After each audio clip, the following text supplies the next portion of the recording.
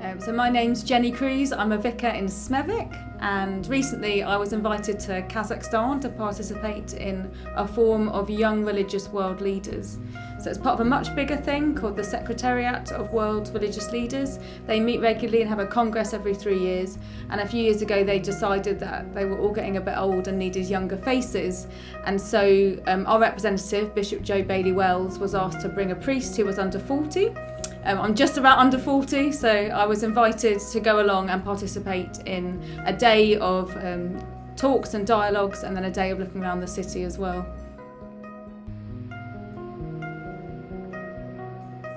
So I arrived and went straight to the conference. So it was a full day of speakers and then Q&As and obviously food and other things like that. So I was asked to speak just for 7 minutes, which is quite a hard task, about what the role and responsibility of a young religious leader is in interfaith and cultural dialogue. So I got to participate and give a talk, as well as listen and ask questions and meet people from all over the world. My favourite thing, probably, it was an opportunity to speak on an international stage. I think it was a real privilege to be able to speak, not just on behalf of the Church of England, but actually we were the only Anglicans, and actually I think the only Protestants in what I saw as well, so to speak on behalf of the whole church was quite an amazing privilege.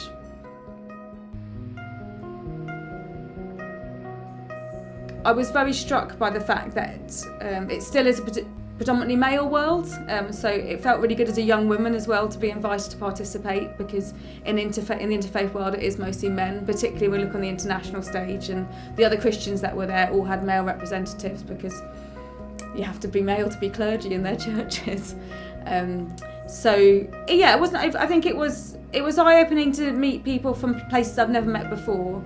There were people there from Israel and Palestine, which was an amazing thing to be taken away from the awful things that are happening there, but to be able to meet people from all over the world who really do want peace.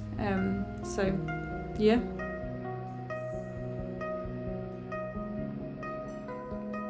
I only had 7 minutes to speak, but one of the things I highlighted was how much good interfaith work is happening at grassroots levels, and those stories aren't always told. So I had the privilege of speaking on the international stage and representing, but actually the people who I think are doing some of the most groundbreaking work are often just normal people in communities who'd say, I'm going to be friends with someone different than me, I'm going to make the effort at the school gates to speak to a parent who looks different to me, who I might not be able to understand as well, but that's what I'm going to do. And I think all this grassroots work that happens across our diocese, but also across the UK, is the stuff which changes the world. It isn't necessarily those of us who get to go to these big events and speak, as wonderful as it is. So I challenge people in that conversation to, in my talk, just to encourage and to bring to light those things that are happening, because that's where the real stuff's happening. That's where the real friendships happen. I met some people who I got along with, but I haven't made best friends. What's more important is that here in Birmingham Diocese, I'm good friends with people who are different to me, and I make an effort to get along with them, live peacefully with them, disagree well, and share life with them. That's a much harder task, I think, because that's one of the things I challenged. The other thing I challenged was about our use of power. As priests, we're trained a lot to think about power, but again, being in a place with lots of powerful people, with lots of influence, and actually feeling a bit more powerful than usual myself, being taken as a VIP around, it's so important we're attentive to power, because again, these are the things that will change good faith relations and help bring about peace if we use power well.